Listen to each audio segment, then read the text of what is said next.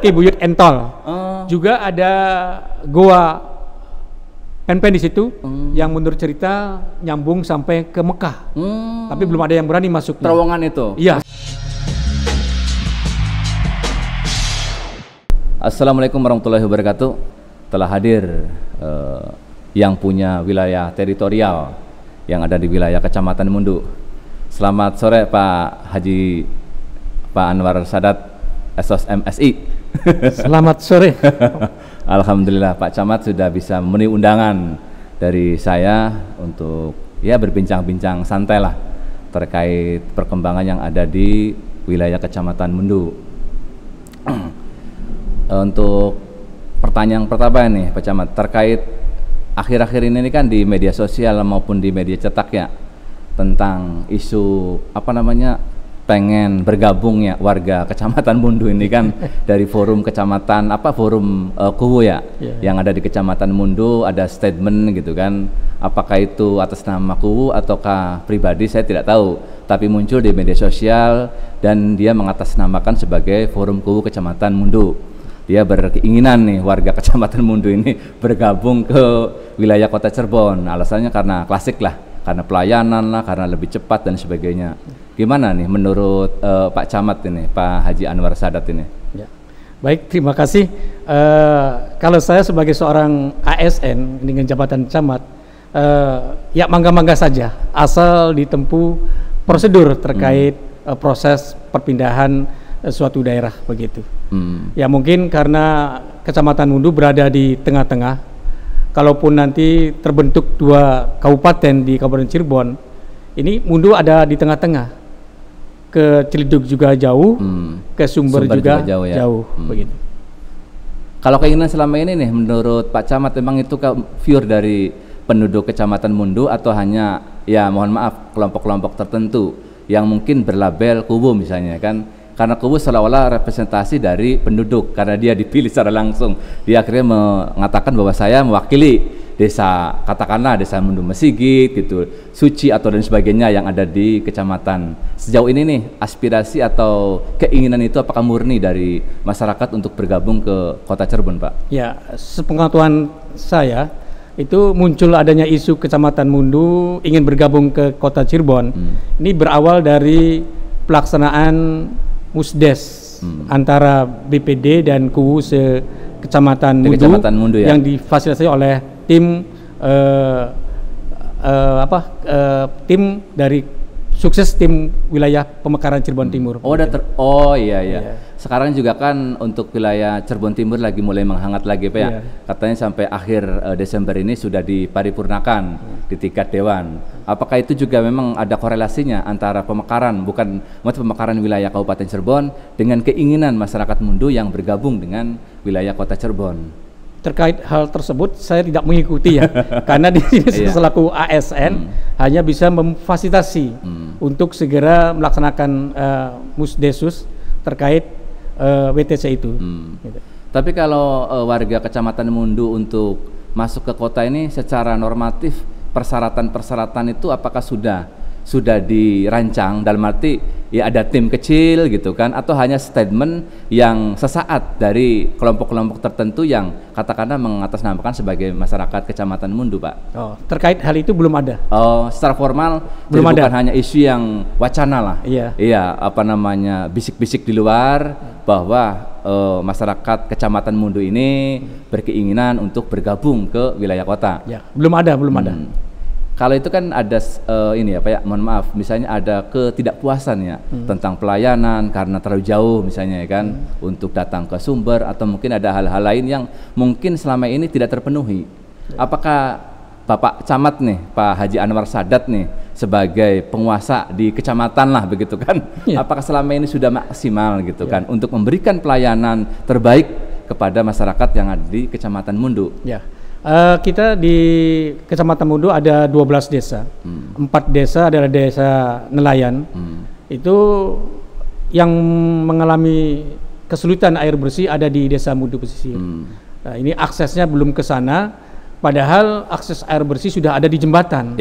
Itu ya tinggal nanti barangkali MOU antara pemerintah daerah kabupaten dan kota untuk bisa melaksanakan MOU sehingga air bersih bisa masuk ke wilayah kabupaten. Selama ini masih pakai air apa Pak? PDAM belum kan? Belum. Karena kemarin itu ngelihatannya air PDAM belum masuk ke sana sehingga kondisi tertentu gitu kan masyarakat Mundu ini kekurangan air bersih gitu kan. Mungkin dari air bawah tanah ya Pak ya? Ya, masih pakai air sumur. Iya. Tapi untuk air minum mereka beli.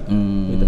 Ya itu kan mungkin mengeluarkan kos dan terkait masalah pemenuhan yang paling hakiki air itu kan sebagai kebutuhan pokok ya Pak ya. Mungkin dari kekecewaan itulah akhirnya terbangun rasa ya itulah ya udahlah kalau begitu Mas saya nggak usah gabung ke Kabupaten Cirebon misalnya kan lebih baik ke kota yang instalasi PDAM-nya mungkin lebih mudah mungkin atau gimana Pak? Tapi hal itu sudah disampaikan oleh warga masyarakat juga oleh Pak Ku sendiri di depan Pak Bupati pada saat acara pesta laut begitu. Ya mudah-mudahan nanti ada MOU antara Pak Bupati dengan Wali Kota untuk pengadaan air bersih. Instalasinya Pak ya? Iya, instalasi. Jadi secara normatif tugas-tugas pokok Pak Camat sebagai wilayah pemegang kendali di teritorial Kecamatan Mundu sudah bekerja secara maksimal supaya tidak ada lagi masyarakat yang kecewa, iya kan? Iya. Iya kan begitu kan? Walaupun Pak Bupati kemarin itu mengatakan ya silakan kalau kecamatan masyarakat Mundu mau bergabung kota ya monggo begitu kan. Jadi saya sih bukan mengklaim atau melihat mempersepsikan ucapan itu ucapan seolah-olah putus asa ya bukan ya. Jadi kan tapi kan dikembalikan kepada keinginan dari masyarakat untuk kemana dia menjadi bagian dari wilayah itu kan. Ya sudahlah itu kan mudah-mudahan ya terserah kalau saya sih dinamikanya begitu kan. Walaupun masyarakat saya juga masyarakat Kabupaten Cirebon ya terserah dinamika kan berjalan apa ya. Berjalan iya. Saya ini sekarang kembali ke tugas pokok Pak Camat ini ya. Pak Camat itu kan saya tahulah dari mulai sekmat gitu kan, termasuk dulu juga di Dinas Kesehatan, di Bapeda, sekarang Bapelitbangda, terus terakhir itu di Sekmat Kepetakan apa ya. Terus akhirnya dipromosikan oleh Pak Bupati menjadi pemimpin wilayah penguasa teritorial di Kecamatan Mundu. Pertama gebrakan yang saya teringat betul bagaimana Pak Camat itu dalam tanda kutip ya membongkar namanya warung-warung remang-remang yang ada di perbatasan di Kalijaga itu. Nah itu kan sangat fenomenal ini. Bahkan Pak Camat berani di depan begitu kan memusnah keangkara murkaan lah kira-kira begitu kan. Ya kan. Bagaimana Pak Icu ketika itu kan sudah dari dulu Pak itu yang namanya warem yang di sepanjang perbatasan Kalijaga itu sampai ya berurat dan mungkin kan menjadi mata pencarian orang-orang yang ada di sekitar situ kan, pendatang dan sebagainya. Gimana bisa diceritakan itu Pak? Ya, terkait penggusuran warung remang-remang yang berada di sempadan Sungai Kalijaga, kurang lebih sepanjang 1 kilometer lah. Itu. Saya bertugas baru 1 bulan kira-kira di Mundu. Mundu itu. Iya, ada semacam surat dari MUI desa dan para ulama desa. Akan melaksanakan demo kalau sampai Pak Camat nggak siap untuk membongkar itu. Ya, warung remang-remang di deadline berarti. Di Blok Congor itu. Jadi baru datang sudah diancam Pak ya. Sudah awas kelaman beli beres di Kecamatan Mundu. Siap. Gitu. Kebetulan saya sepaham dengan Pak Kapolsek Pak Dan Ramil waktu itu sebelum para ulama dan MUI desa melaksanakan demo. Kami bertiga Forkompinjam menemui para ulama dan ketua MUI desa di Balai Desa Mundu Pesisir terkait keinginannya apa. Dan saat itu juga saya selaku Forkompinjam dengan Pak Dan Ramil, Pak Kapolsek langsung mendatangi BBWS berikut dengan perwakilan pemerintah karena desa. Itu di sepadan sungai ya Pak ya? Milik gitu. Provinsi ya Pak ya? Ya gitu. Ternyata kita tempuh langkah-langkah untuk penggusuran warung remang-remang. Ternyata pada saat ditempuh step by step pihak BBWS nggak datang, gitu. Kalau sampai kita membongkar bangunan yang ada di sempadan sungai, juga dari sepanjang 1 kilo itu ada milik warga. Itu semi permanen kan Pak? Atau permanen? Permanen. Oh, permanen. Yang dibangun oleh warga.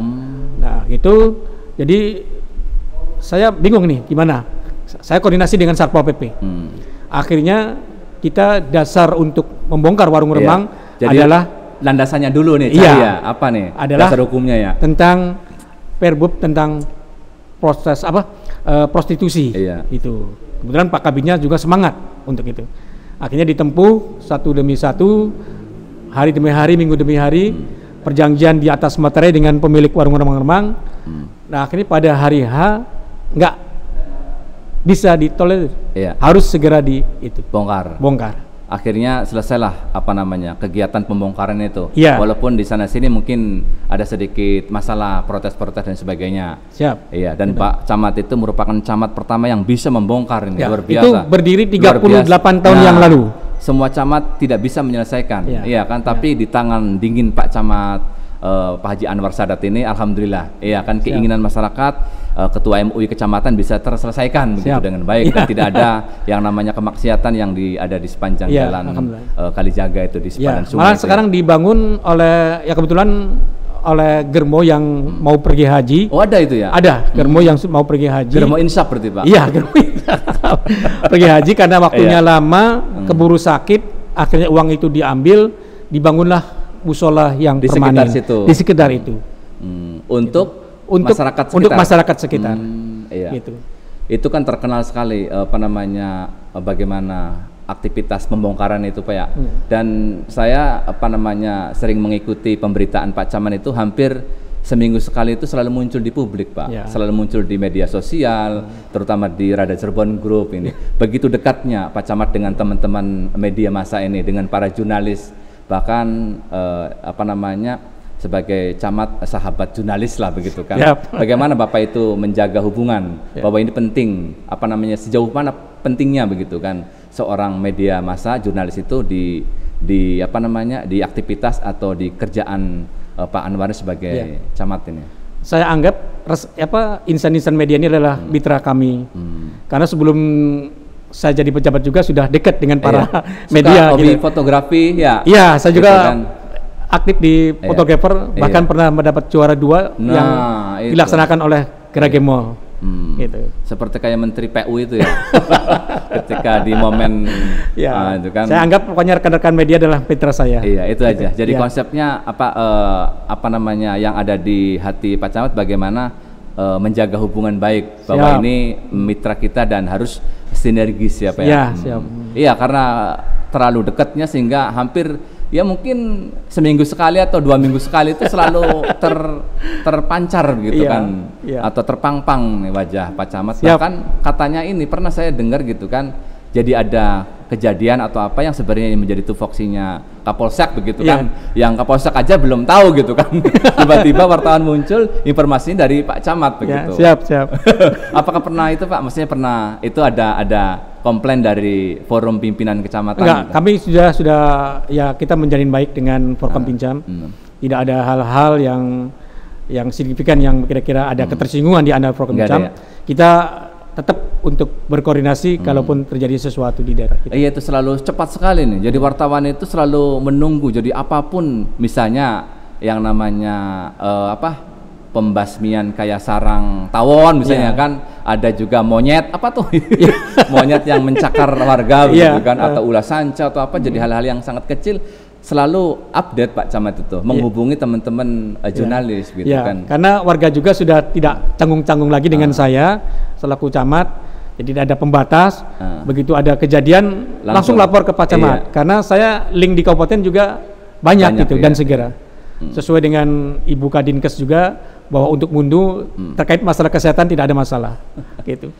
Karena pernah kejadian warga, Pak Camat saya nggak punya KTP nih, nggak punya kakak, karena pengantin baru kan, kakaknya dengan KTP-nya kan masih nyatu dengan orang tua.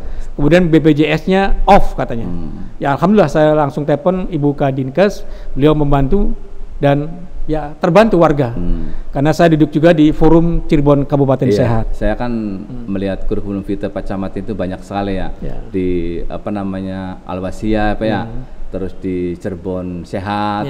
Terus di PMI, jadi organisasi atau profesi-profesi yang ditekuni selain sebagai camat mundu juga di KONI Iya, jadi teman-teman juga bukan hanya di wartawan Pemda, tapi wartawan olahraga begitu kan ya. Nah, cuma sayang ini Pak Camat ini tadi obrolan di sebelum kita podcast itu kan sudah ini apa ya, mendekati apa namanya purna bakti lah begitu kan ya. Jadi saya pikir sudah ini, jadi Pak Camat ini planningnya nih memang harus mengakhiri di Mundu ta Pak. Jadi gimana ini? Saya nih jadi apa namanya atau Pak Imron Bupati ini melihat potensi Pak Camat ini kan sebenarnya luar biasa begitu kan ya.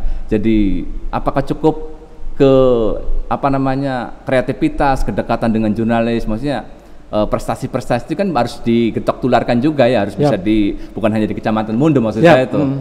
Berapa tahun lagi sih Bang Pak? 2 tahun lagi, Mas. 2 tahun lagi.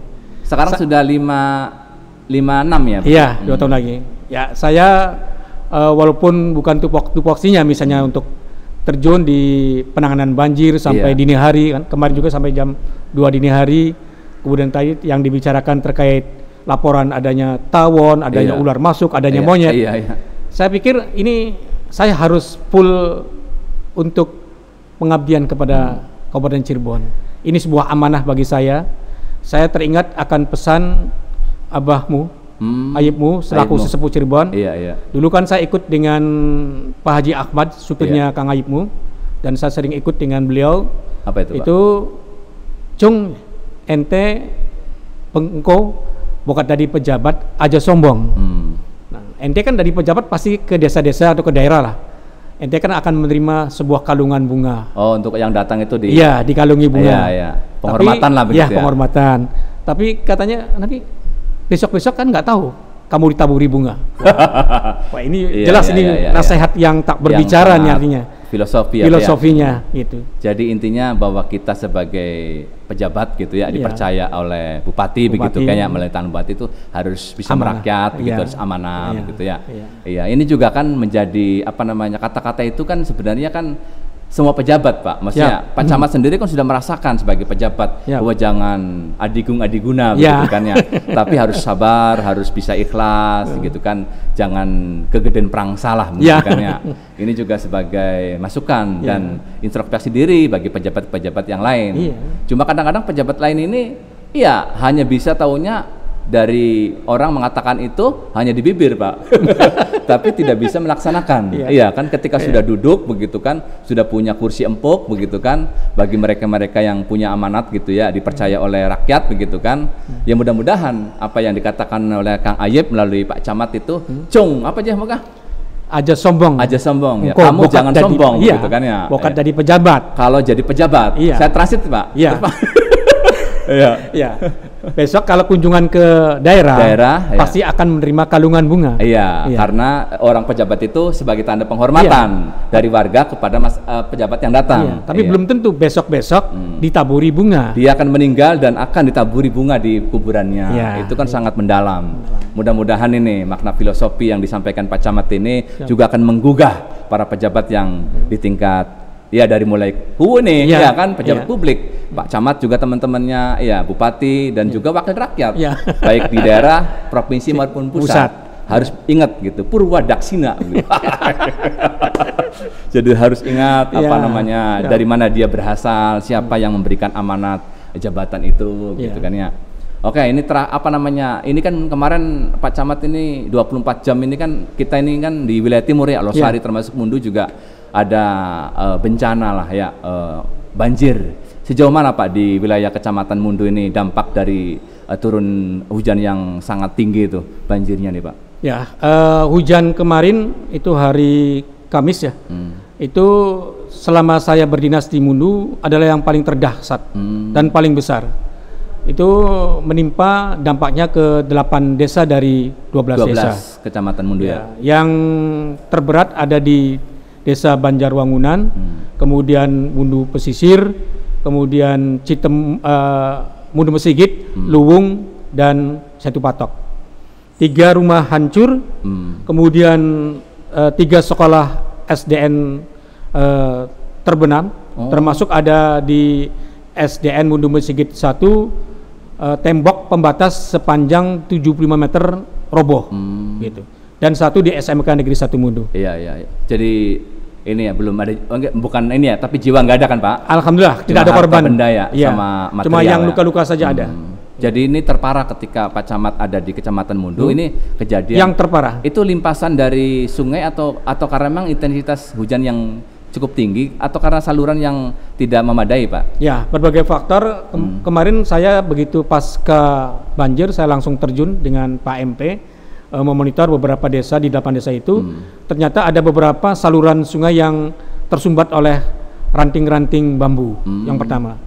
Kemudian ada limpasan dari sungai, beberapa sungai, ada dari Sungai Silau Penganten, kemudian Kalilunyu dan sungai-sungai yang lainnya, gitu. Tapi sudah mulai surut ya? Sudah mulai surut, tapi hasil investigasi kemarin saya dengan Pak MP, dengan warga sekitar itu di Sungai Kalilunyu ada 2 titik temboknya atau TPT-nya itu sudah ambrol. Gitu. Berarti sudah tua juga ya? Iya. Sudah jadi kalaupun nanti kalau di Kuningan hujan besar, itu ini pasti akan terbenam. Akan turun ya? Iya, itu.